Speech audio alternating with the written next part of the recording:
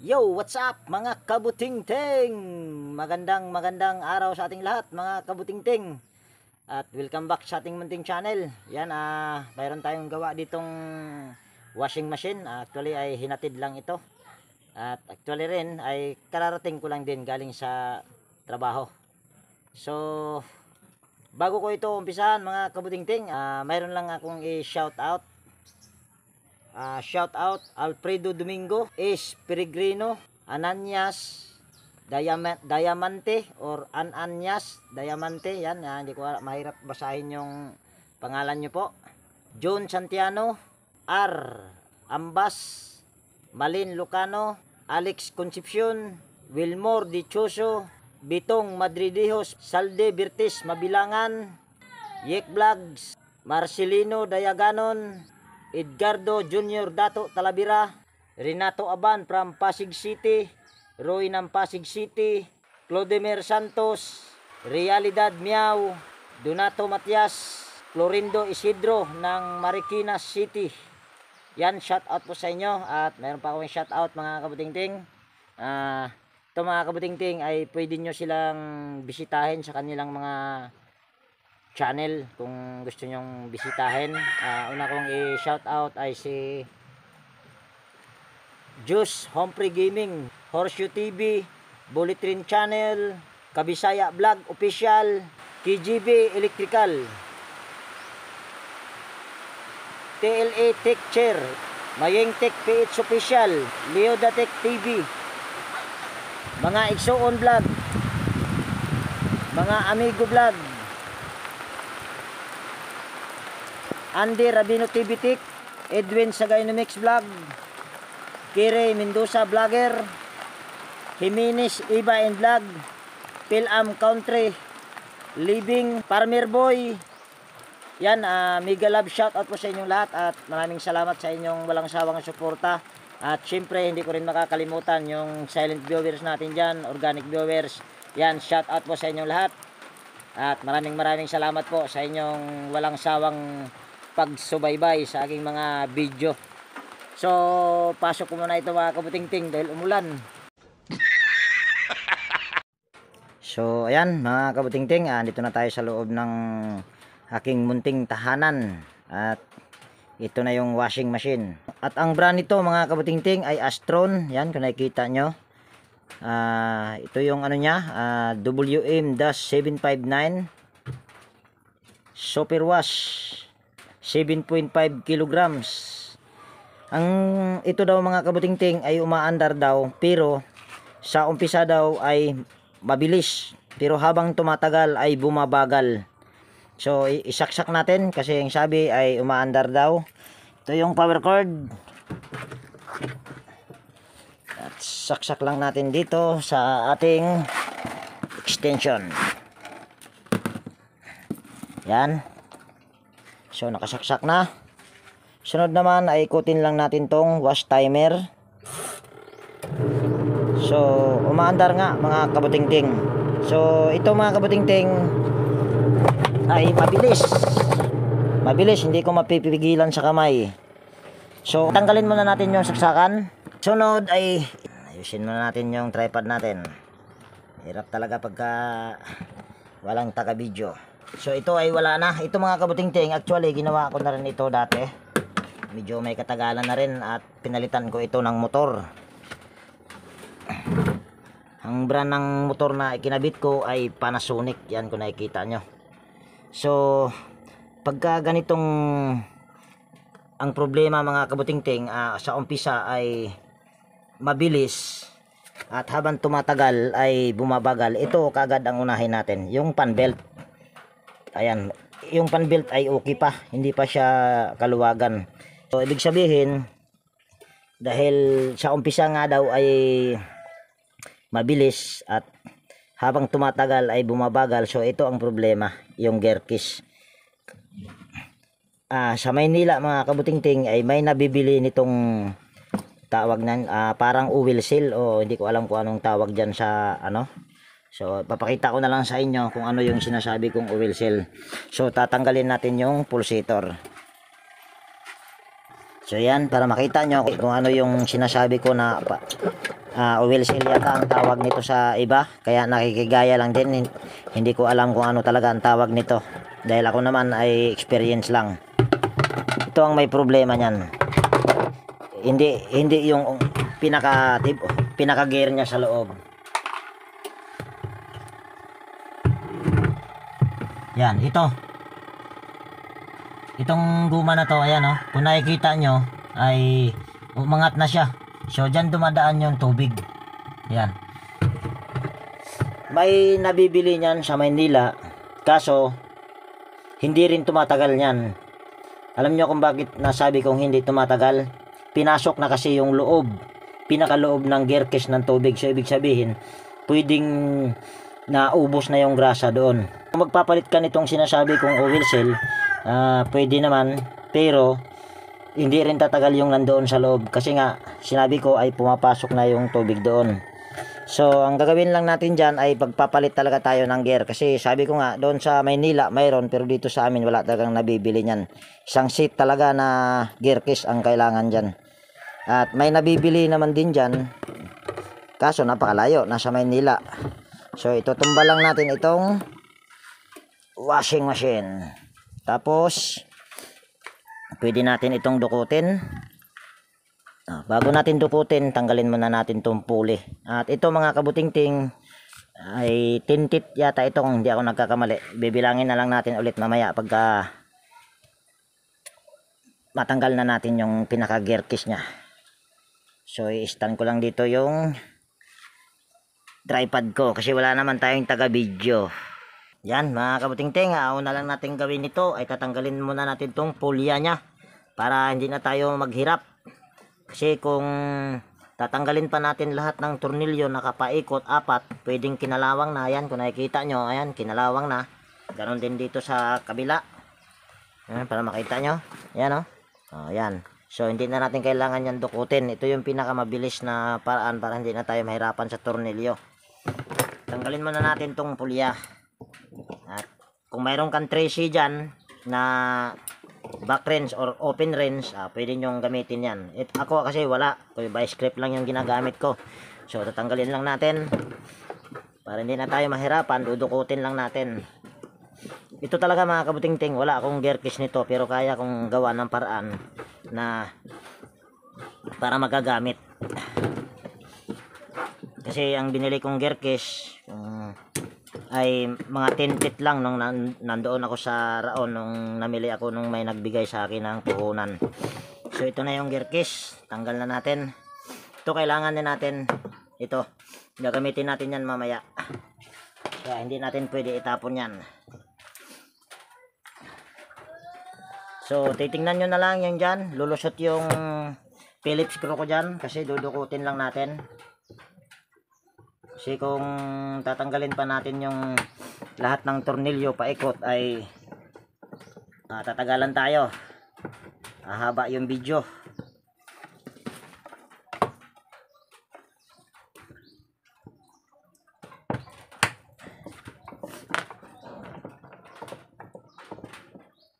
At nakalimutan ko kabutingting, shout out ko pala, mayroon pa pala ako nakalimutan. Shout out for the expert Aliyo TV, Brother Joe Music, JW Jingward TV, Bro Gabriel Jimmy, Kois Repair and Tutorial. Yan, shout out po sa inyo. So tatlo na yung natanggal natin, so yung isa lang nasa pinakailalim.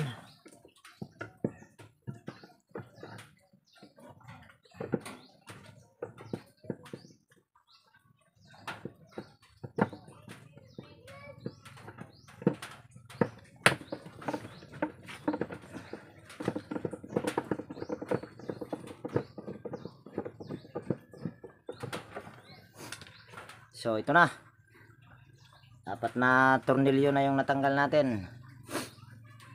Sunod ay pwede na natin itong tanggalin. Ayan. At papakita ko sa inyo na pinasok na talaga to ng tubig, para makita nyo naman, para ma-pair tayo. Kaya siya bumabagal habang tumatagal, kasi yung kapag kapag tumatagas na ito habang umiikot, doon yung talsik sa doon yun mababasa yung fan belt, kaya babagal talaga sa katagalan. So pwede nga rin siyang gaganituhin lang. Yan, nakikita nyo may basa na. So para makita nyo na may pinasok na to ng tubig, tanggalin lang natin tong 4 na tornilyo.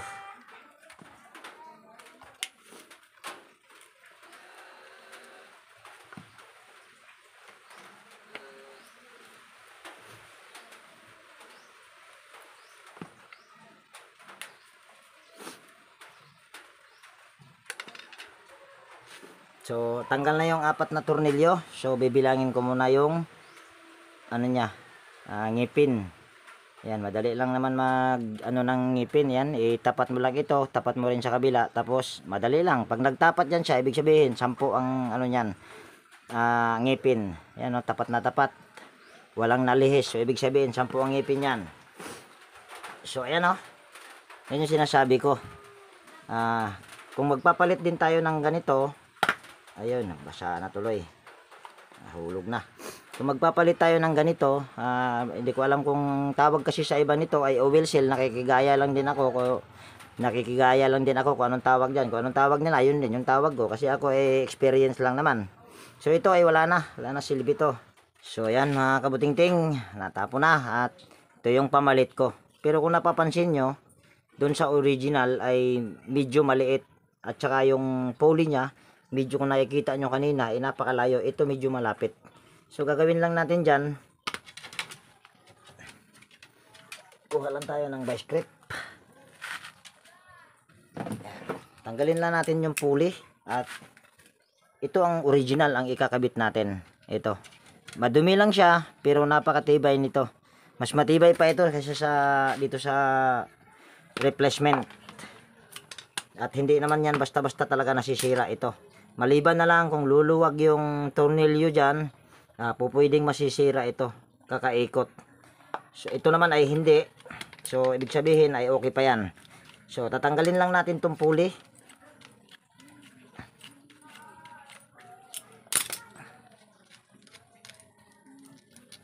At yan yung gagamitin natin. So ito yung gagamitin natin. Ito ikakabit natin. Ito ay pumapasok yan talaga yan dyan. Saktong-sakto yan. So bago natin ikabit ito muna ang iuna natin sa pagkabit, para hindi tayo mahirapan, dahil hindi natin binaklas yung pinaka ano nya, pinaka tornilyo sa katawan, kasi ito ay dinukot ko lang. So kabit lang natin ito, yan, bago yung pulley. Tornilyo lang natin.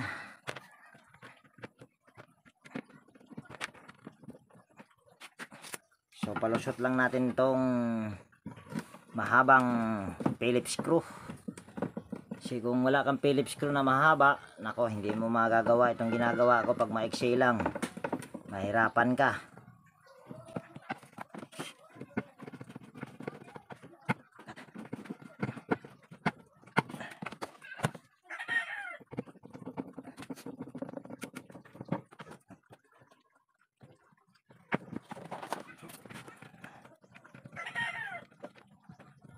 Hindi na makakita sa butas mga kabutingting. Yun, pumasok din.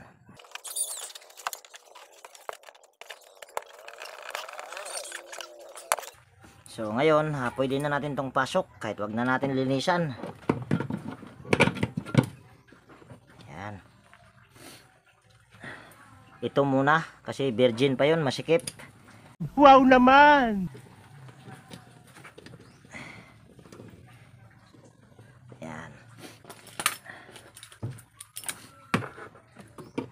Ipit lang natin sa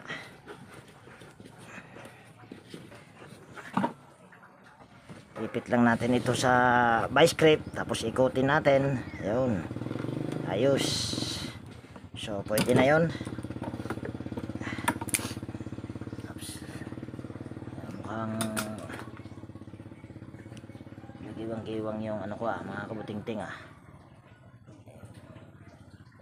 nangyari dito?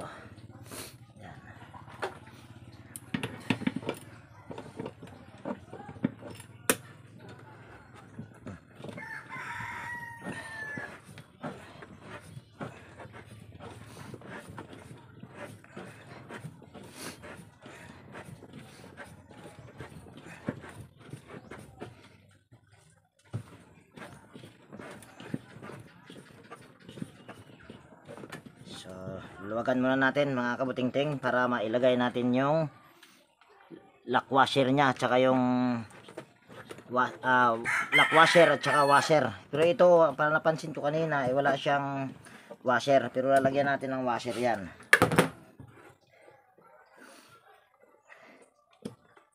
Yan o, kung kanina ay maliit lang yan, ngayon malaki na o.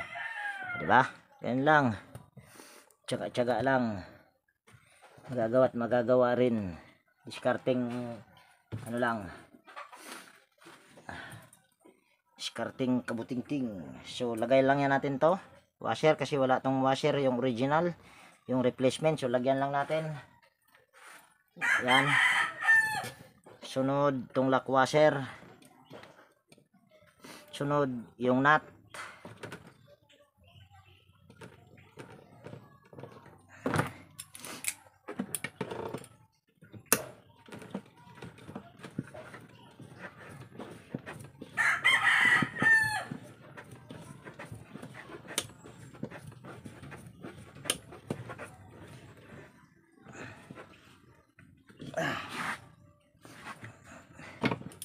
So ayan, mahigpit na.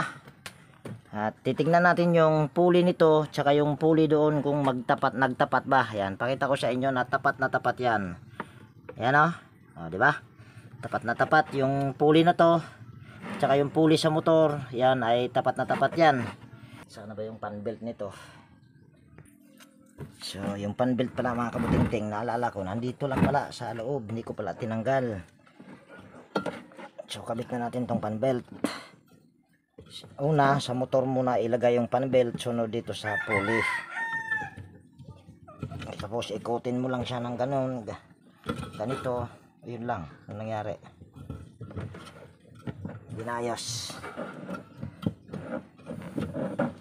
Dinayos mga kabutingting. Oops, tumba pa. Ito matutumba pugi. Ayan, ito muna ang pulley, tapos dyan, tapos ikutin natin. Ayaw umikot ayan. So ayan na. Ayan, okay pa yan sa alright mga kabutingting. So lalagyan ko muna ito ng tubig at madumi. Siguro lilinisan ko muna mga kabutingting dahil napakadumi, nakakaya naman sa may-ari nito. So lilinisan ko muna. So ayan mga kabutingting, malinis na. So pwede na natin ilagay itong pulsator. Hirap ka, hindi ko na ipinakita kasi wala naman tayong taga video kaya hindi ko na ipinakita.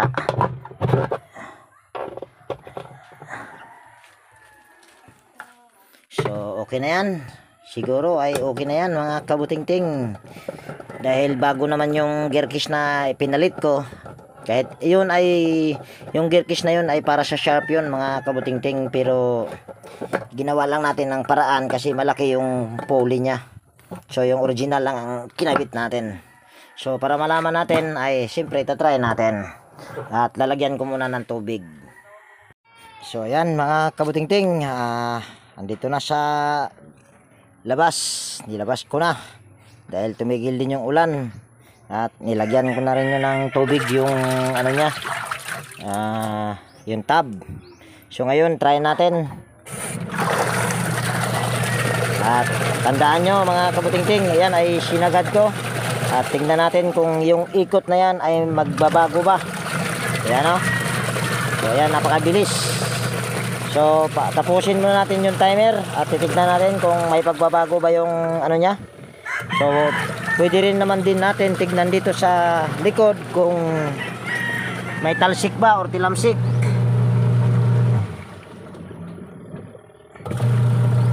Nakikita nyo ay wala talagang tilamsik yan dahil bagong bago yung gear case eh. So yun lang ang problema siguro. Hindi na natin siguro antayin yung matapos ito para ano na. Ito ay okay naman dahil ito naman ay sigurado na yun ang problema, yung gear case pinasok na ng tubig. So ayan mga kabutingting, dito ko na siguro tapusin yung video natin sa araw na ito. At kung nagustuhan mo itong video na ito at kung may natutunan ka, pwede bang palike at pakishare na rin kung maaari. At higit sa lahat, kung bago kung bago kang napadpad dito sa aking munting channel, ay pwede bang hilingin ko yung pag-subscribe mo at pindutin mo na rin yung bell notification dyan para ma-notify ka pag mayroon akong mga bagong i-upload na video. So yan, laging nag-iiwan sa inyo, nang ingat tayo palagi at God bless po sa ating lahat mga kabuting-ting!